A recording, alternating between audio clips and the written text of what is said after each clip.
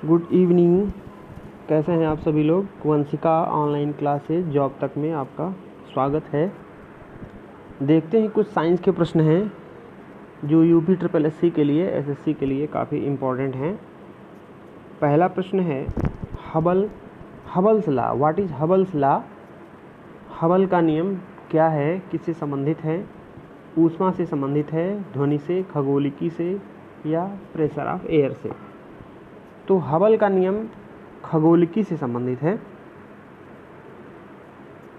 और इसमें क्वेश्चन के साथ मैंने इस बार एक्सप्लेनेशन भी डाल दिया है ताकि आपको आसानी रहे, बाद में भी आप देख सकते हैं। और जो लोग ग्रुप से जुड़े हुए हैं उसमें पीडीएफ भी आपको मिल जाएगी। तो हबल ने बताया कि जो वस्तुएं हैं वो एक दूसरे से अलग हो रही हैं, या दूसरे तरह से उन्होंने बताया कि जो आकाश गंगाएं हैं, जो आकाश गंगा हमसे जितनी दूर है वो उतनी ही दूर होती प्रतीत हो रही है, दूर होती जा रही है। मतलब उन्होंने बताया कि ब्रह्मांड का विस्तार हो रहा है। ठीक है, यहाँ पे क्या लिखा हुआ है? एडविन पावेल हबल एक अमेरिकी खगोल शास्त्री थे जिन्होंने हमारी आकाश गंगा के अलावा अन्य आकाश गंगाओं की खोज की। उन्होंने बताया कि कोई आकाशगंगा पृथ्वी से जितनी दूर होती है उससे आने वाले प्रकाश का डापलर प्रभाव उतना ही अधिक होता है, अर्थात उनमें लालिमा अधिक प्रतीत होती है। ठीक है, तो ये चीज़ें उन्होंने बताई, इसीलिए इस नियम को हबल का नियम बोलते हैं। सेकंड क्वेश्चन, कुत्तों के वैज्ञानिक अध्ययन को कहा जाता है? तो आंसर है आपका सिनोलॉजी। ठीक है, एंथ्रोपोलॉजी ये आपका मानव से संबंधित चीज़ें इसमें पढ़ी जाती हैं और ये आपका मन से संबंधित होता है। ठीक है, और ये आपका जलवायु से संबंधित होता है। तो सिनोलॉजी में कुत्तों का अध्ययन किया जाता है।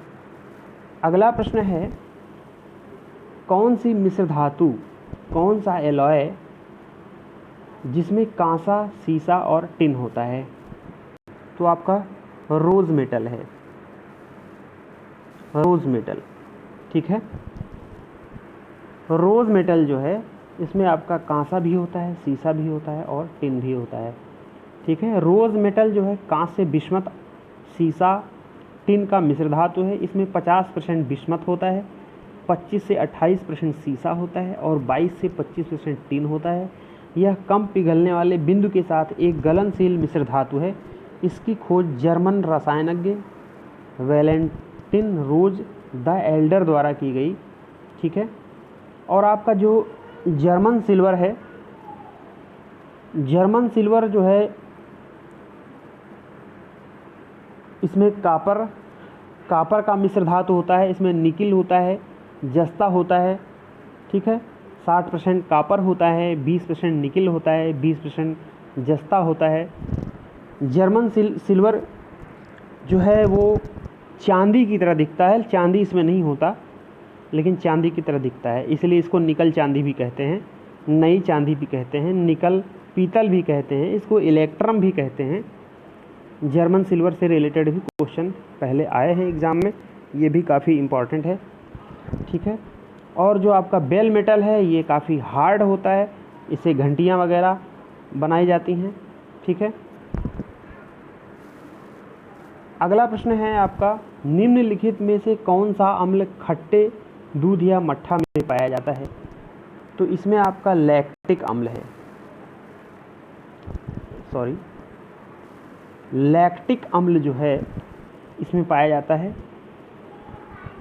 लैक्टिक अम्ल विभिन्न जैव रासायनिक प्रक्रमों में प्रमुख भूमिका निभाने वाला एक केमिकल जो है कंपाउंड है। इसे सर्वप्रथम स्वीडन के रसायन विज्ञानी कार्ल विल्हेल्म सीले ने 1780 में जो है पता लगाया था। लैक्टिक अम्ल एक कार्बोक्सिलिक अम्ल है जिसका अणुसूत्र C3H6O3 है। यह स्वाभाविक रूप से खट्टे दूध, दही, पनीर, क्रीम, मक्खन में होने वाले किण्वित दूध उत्पादों का सबसे आम एसिड घटक है। लैक्टिक एसिड विभिन्न फलों और मदिरा तथा पृथ्वी की मिट्टी में भी मौजूद है। ठीक है, इसके अलावा एक ही आप ये टार्टरिक अम्ल है, ठीक है। टार्टरिक अम्ल ये भी काफ़ी इम्पॉर्टेंट है। टार्टरिक अम्ल जो है ये वाइट क्रिस्टल की तरह होता है और ये अंगूर, केला, इमली आदि में पाया जाता है, ठीक है। सिट्रिक एसिड जो है आपका नींबू में पाया जाता है, 6 से 7% इसमें आपका अम्ल होता है। अगला प्रश्न देखते हैं।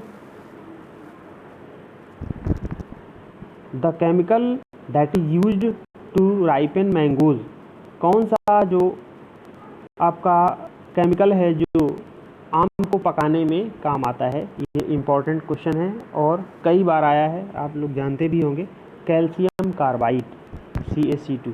कैल्शियम कार्बाइड फल को कृत्रिम रूप से पकाने के लिए यूज़ किया जाता है। कैल्शियम कार्बाइड नमी के संपर्क में जब ये आता है तो एसिटिलीन गैस उत्पन्न करता है, C2H2।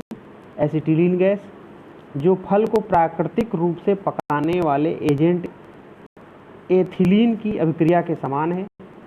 एसिटिलीन एथिलीन के समान कार्य करता है, ठीक है, और पकने की प्रक्रिया में वृद्धि करता है।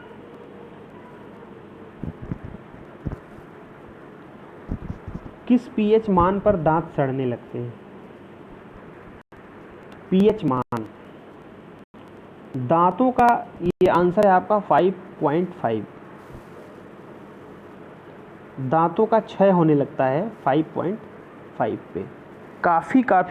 कॉफ़ी जो हम पीते हैं उसका भी लेवल शायद 4.5 से 5.5 होता है, तो आप समझ लीजिए कितना खतरनाक है कॉफ़ी। वैसे भी काफ़ी कम ही यूज़ करनी चाहिए। तो 5.5 pH पे जो है दांत सड़ने लगते हैं। 0 से 14 तक जो है pH लेवल होता है, तो मिडिल हुआ आपका 7 जो है आपका उदासीन है, ठीक है। 7 से कम pH मान वाली वस्तुएं आपकी अम्लीय हैं और 7 से ऊपर वाली क्षारीय हैं, ठीक है, और 7 वाली उदासीन हैं। तो और समुद्री जल का लगभग 8.4 के आसपास pH मान होता है। इसके अलावा नींबू का वही 2.2 से 2.4 के आसपास लगभग होता है। तो pH मान आप याद कर सकते हैं, किसका कितना pH मान है, ये एग्ज़ाम में बहुत पूछा जाता है, तो सब याद कर डालें किसका कितना pH मान है। लिस्ट बना लें, डेली देखें, याद हो जाएगा। यदि कोई वस्तु 5 सेंटीमीटर वक्रता की त्रिज्या वाले उत्तल दर्पण से 10 सेंटीमीटर दूर रखी गई है तो इसकी आवर्धन क्षमता कितनी होगी? तो इसमें R दिया है, वक्रता त्रिज्या को R से प्रदर्शित करते हैं। R दिया है 5 सेंटीमीटर। फोकस दूरी जो है वो वक्रता त्रिज्या की आधी होती है, तो 2.5 हो जाएगी आपकी फोकस दूरी, ठीक है। यहाँ देखिए लगाया गया है सवाल। फिर इसमें आप लगा देंगे formula 1/f = 1/u + 1/v। u जो है दर्पण से वस्तु की दूरी है और v दर्पण से प्रतिबिंब की दूरी है। तो इसमें आप वैल्यू रख देंगे और आपका मान आ जाएगा, ठीक है। इसमें आप वैल्यू रख दीजिए। f जो है आपका आया है 2.5, ठीक है। f बराबर R/2। इसमें वैल्यू पुट कर देंगे। u बराबर आपका 10 दिया हुआ है, ठीक है। तो ये लगा हुआ है, आप यहाँ से देख लें। आवर्धन क्षमता जो है जब आपका निकल आएगा, v निकल आएगा आपका, तो आवर्धन क्षमता बराबर v/u होता है। v और u की वैल्यू रख देंगे तो 0.3 जो है आपकी आवर्धन क्षमता आ जाएगी। समुद्री जल में ध्वनि की गति कितनी होती है? तो इसमें आंसर है आपका चौथा। समुद्री जल में ध्वनि की गति इतनी होती है। ध्वनि जो है एक प्रकार की अनुदैर्ध्य यांत्रिक तरंग है। अनुदैर्ध्य और अनुप्रस्थ। अनुप्रस्थ तरंगे वो तरंगे हैं जिसमें माध्यम के कण हैं या जो भी हैं जो गति कर रहे हैं, वो तरंगों के चलने की दिशा में हम बात कर रहे हैं अनुदैर्ध्य की। अनुदैर्ध्य तरंगे वे तरंगे हैं जिसमें माध्यम के कण तरंग के चलने की दिशा के समांतर या विपरीत दिशा में कंपन करते हैं और अनुप्रस्थ तरंगों में लंबवत कंपन करते हैं। अनुप्रस्थ तरंगों में माध्यम के कण तरंग के चलने की दिशा के लंबवत कंपन करते हैं और अनुदैर्ध्य में या तो उसी दिशा में या उसके जस्ट अपोजिट दिशा में चलेंगे। ठीक है, तो अनुदैर्ध्य तरंगों की जो आवृत्ति है वो 20 हर्ट्ज से लेकर 20,000 हर्ट्ज के बीच होती है। ठीक है, जो कि हम सुन सकते हैं। ये तरंगे ठोस, द्रव, गैस तीनों में संचारित हो सकती है। ठोस में इसकी चाल सबसे अधिक होती है। ठीक है, और शुष्क वायु में ध्वनि की चाल लगभग 340 के आसपास होती है।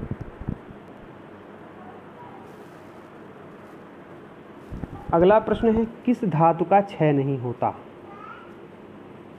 प्लेटिनम ऐसी धातु है जिसका क्षय नहीं होता। इसका परमाणु क्रमांक 78 है। ठीक है, और सबसे कठोर धातु है और इसका लगभग 80% उत्पादन साउथ अफ्रीका द्वारा किया जाता है। तो इसका परमाणु क्रमांक 78 है। परमाणु क्रमांक बराबर प्रोटॉनों की संख्या। ठीक है, तो प्रोटॉनों की संख्या भी 78 हो गई।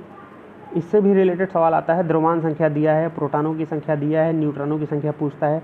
तो द्रव्यमान संख्या बराबर प्रोटॉनों की संख्या प्लस न्यूट्रॉनों की संख्या, इसमें वैल्यू रख के आप सॉल्व कर सकते हैं।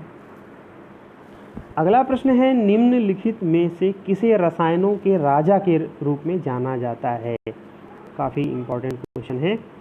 रसायनों का राजा, किंग ऑफ केमिकल, H2SO4 को बोलते हैं। तेजाब भी हम कहते हैं उसको। सल्फ्यूरिक अम्ल भी बोलते हैं, सल्फ्यूरिक एसिड। सल्फ्यूरिक एसिड इसका सूत्र है H2SO4। इसका अणुभार हुआ 98। इसको हम विट्रॉल आयल भी बोलते हैं। इसका उपयोग बैटरी निर्माण, अम्लों एवं रसायनों के निर्माण, उर्वरक उद्योग एवं प्रयोगशाला में होता है। ठीक है, रसायनों का राजा जो है H2SO4 है। एक होता है अम्लराज, इसी तरह अम्लराज, ये है रसायनों का राजा, लेकिन एक होता है अम्लराज। ठीक है, एक्वा रेजिया को बोलते हैं अम्लराज, एक्वा रेजिया। इसमें 2 अम्ल इंक्लूड रहते हैं। एक तो रहता है आपका HCl, 3 रेशियो आपका HCl का रहता है और 1 रेशियो HNO3 का रहता है। हाइड्रोक्लोरिक अम्ल और नाइट्रिक अम्ल दोनों का मिश्रण जो है 3 और 1 का एक्वा रेजिया कहलाता है। और इसमें सोना तक की धातु, सोना प्लेटिनम तक की जो धातु है गल जाती है। ठीक है, कुछ धातुएं इसमें नहीं गलती हैं, लगभग सारी धातुएं इसमें गल जाती हैं, इतना पावरफुल ये होता है। ठीक है, एक्वा रेजिया बोलते हैं। ये भी प्रश्न एग्जाम में आया हुआ है कि एक्वा रेजिया में HCl और HNO3 का रेशियो क्या होता है। ठीक है, तो कई तरह से प्रश्न आ सकते हैं। तो रसायनों का राजा बोलते हैं H2SO4 को और अम्लराज बोलते हैं एक्वा रेजिया को। ठीक है, तो अब शायद प्रश्न एंड हो गए हैं। मिलते हैं हम अगले पार्ट में कुछ अच्छे प्रश्नों के साथ जो एग्ज़ाम में आए हुए हैं, और धीरे धीरे हम अच्छे प्रश्नों का संकलन करेंगे और आपको प्रोवाइड कराएंगे। और अगर आपको वीडियो अच्छी लगती है तो कृपया इसे शेयर कर दें, लाइक कर दें, सब्सक्राइब कर दें। बहुत बहुत धन्यवाद आपका।